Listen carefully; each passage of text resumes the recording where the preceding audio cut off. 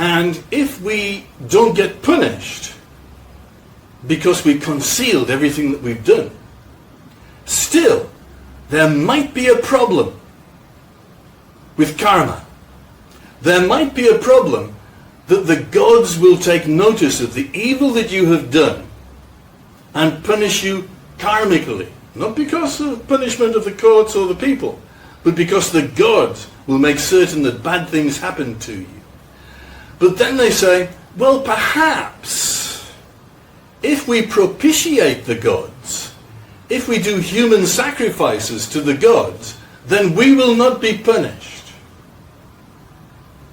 And there's another nice scene out of The Lord of the Rings where Galadriel talks about the making of the rings at the beginning of the Lord of the Rings movie. And into this ring he put all of his power and all of his malice. One ring to rule them all. One ring to find them. One ring to bring them all and in the darkness find them. Yeah? This is the second ring of Plato's Republic. The world is changed. I feel it in the water. I feel it in the earth. I smell it in the air. Much that once was is lost, for none now live who remember it.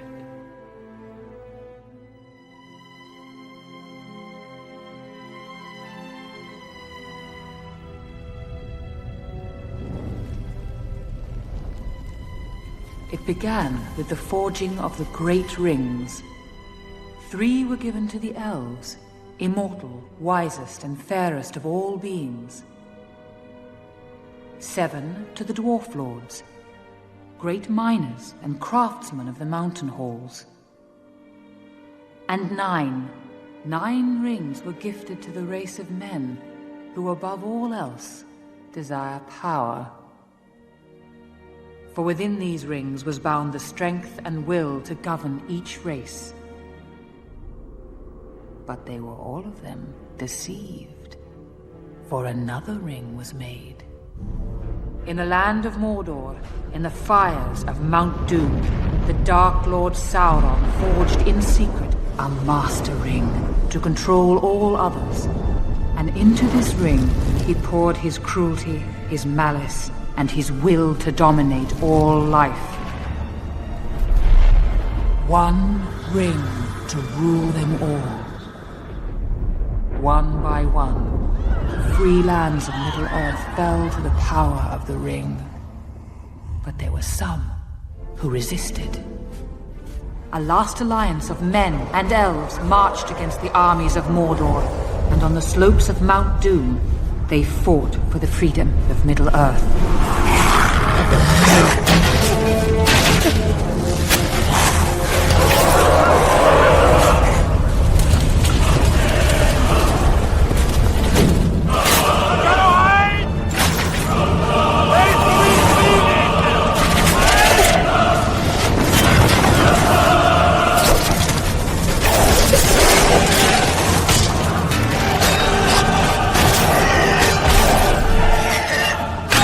Victory was near.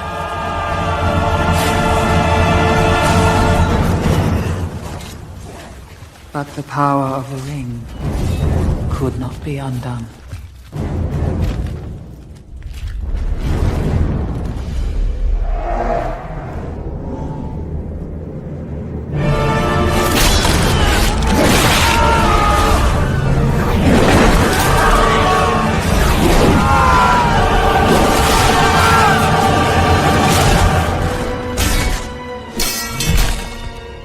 It was in this moment, when all hope had faded, that Isildur, son of the king, took up his father's sword.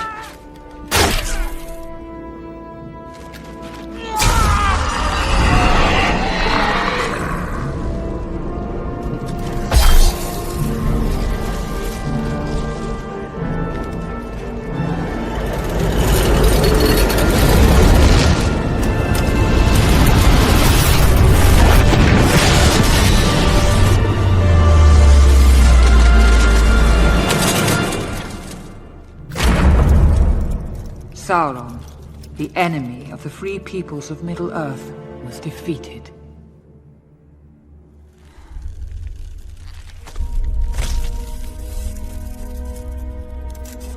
The ring passed to Isildur, who had this one chance to destroy evil forever. Filled with the energy of human sacrifice, you can conceal your wickedness. You can create, it says in Plato's Republic, create political clubs. Yeah? Infiltrate. Take over. Do all the evil things. And take your property. And as long as you propitiate the gods with human sacrifices, everything's going to be okay, my boy. Anyway, it goes on more into the fact that Aristotle didn't believe in the soul, and Aristotle believed in logic. You know, he says everything can be decided by logic.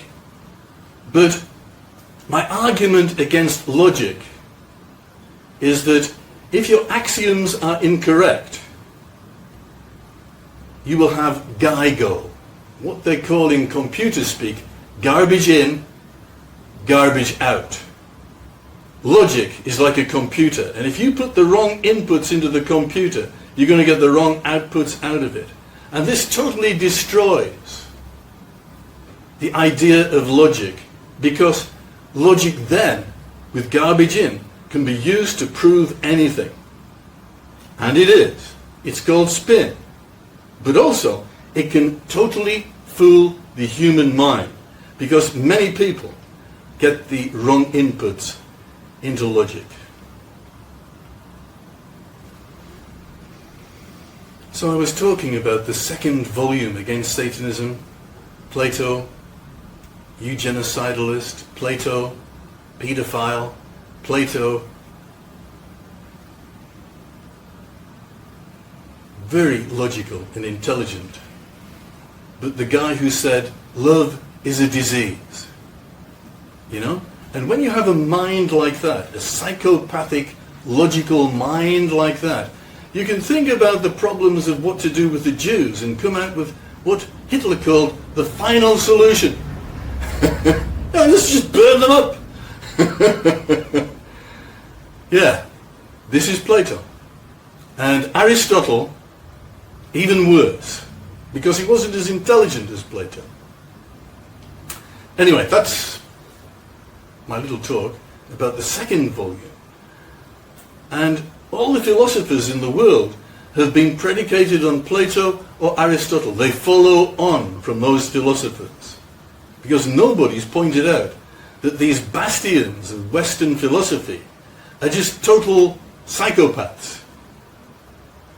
And they've been promoted by psychopaths for the purpose of doing their psychopathy. Anyway, good thing to meditate on these things. Ground them, take them out, create better philosophies. Next we have volume 3. Satanism is defined by satanic ritual. I don't mind people believing in any god. You can believe in Baal, you can believe in Ashtoreth, you can believe in Molech. But one thing you must not do is anything which is not good, anything which is evil. And these satanic rituals are all completely evil. Pedophilia, sacred sex, sex with the demon, sex with a person who is taken over by a demon, sex with the person who has been possessed by a demon, sex with what they call the whore of Babylon. In the process of very close conjugal relations, the demon can pass through and take over you also. And as Sonny Sturmo says, you become fleshly gloves for the demon. Anyway, you can read that book, it's on the site. What are the rituals? paedophilia, sex with demons, human sacrifice, cannibalism. Oh, there's one more. Drinking blood.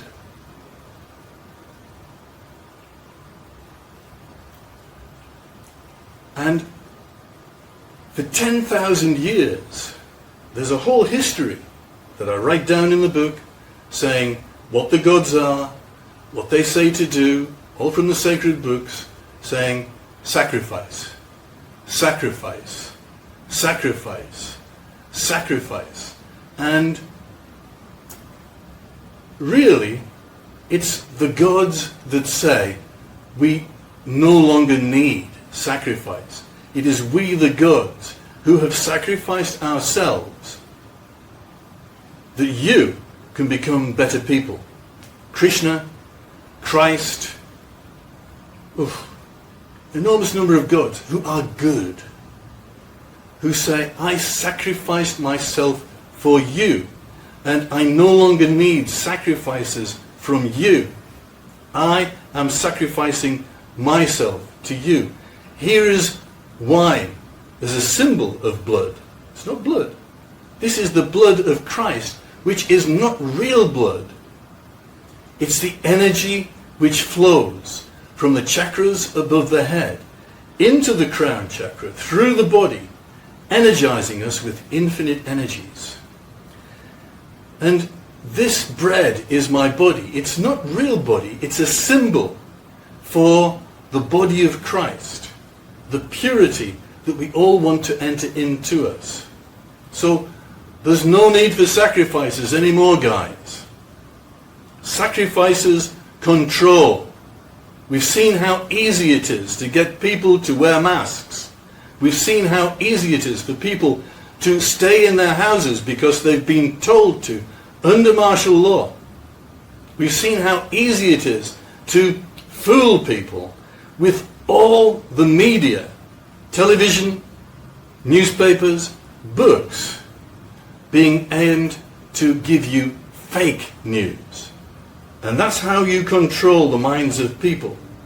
Fake news, fake history, fake movies, fake histories, fake everything, in order to control you to do what you are told, no matter how bad it is, no matter how much it is against you, no matter how there's no need for it. It's to control you. And the societies that were based upon human sacrifice were the ones that said, look, if you go against the king, it's your firstborn that's going first into the fire. It's control. It's ultimate control over everything that you do. And if we go into that history again, which has been the history before Christ for 10,000 years, well, it's just the way things are, isn't it? We'll get along somehow. The second-borns will sort everything out. Like in China, where you're only allowed to have one child, and all the other children are murdered in buckets of water. 60,000 children, firstborn, survived. They were hidden by their parents. So much for the law. The fourth volume of Against Satanism is Occult Homosexuality, Satanic Hitler. And basically it's just saying how Hitler took over the country of Germany. He mind-controlled with the media all the people of Germany. He controlled the police, the SS, through black magic and Satanism, because Hitler was a black magician. And it just shows how a country can easily be taken over by a black magician. It's so easy if it's allowed to happen. And it's a warning that this can happen to you too in your society, and is happening at this very moment. Against Satanism, number 5, is satanic economics. It's about the oligarchic policy of poverty and how false economics, like false climate change, has been invented, fabulously invented, to create a world where you have trillionaires and slaves. And it's been the case for 10,000 years. Against Satanism 6 is a beautiful volume, and it's all about the history of Phoenicians, how Phoenicians took over everything, and took history, number 3. And then we've got number 7, which is about the Venetian-Phoenician Empire, metastasizing into the British Empire, metastasizing into the American Empire. Then we have volume 8, Against Satanism 8, shows how the Phoenicians, the people that take over every king and queen of Europe, how they control everything in Europe, including, in this, the takeover of the Catholic Church by the black nobility, the fusion of the Pisan Empire, fronted by Saint Francis of Assisi, who was the head of the empire of the Phoenicians that brought everything into Europe from China and India and sold it at incredible prices. The first international trading company, which was destroyed by the Emperor of Constantinople, saying, "You've done something bad to me, I'm going to renege on all of our agreements and I'm going to totally stop your international trade." And how Saint Francis of Assisi, who became the Doge of Venice, went to England, talked to bad King Richard, and did a deal with him where King Richard created 50 ships of war out of good old English oak, and the Venetian shipping technology, which made those ships the most advanced ships in the world, and how he used those ships and his armies in 1204 to attack and destroy Constantinople, where the king had reneged on his trading agreements. And he took back the statues that are now in St. Mark's Square in Venice, those 2 horses. And he raped the people of Constantinople. He took back all the loot to Venice and gave some to the King of England. And he took 200,000 people in Constantinople and sold them as slaves. So millions, just like Caesar when he entered into Gaul. And there were 6 million people in France at that time. And at the end of the war, when Caesar had taken over the whole of Gaul, the whole of France, 2 million people had been killed. There were 2 million people left, and 2 million people had been taken and sold as slaves at great profit to Caesar, which allowed him to take over the whole Roman Empire. That's the way it's done, chaps. So this is how St. Francis of Assisi, who of course was not St. Francis of Assisi until he did the deal with the Pope, and he got the protection of the Pope of Europe rather than the Pope of Constantinople to protect his trade. And he created something called the SS, the Sea Seclorum, the Sea Seclorum, the Sacred Sea, which was the international trading empire, a fusion of the Catholic Church and the head of the Pisan Empire and the Doge of Venice, and it was all concentrated in Assisi, where the monks in Assisi were really working for the Pisan Empire and Saint Francis of Assisi. Of course, with all the made-up tales about how sacred and saint-like he was. A good story?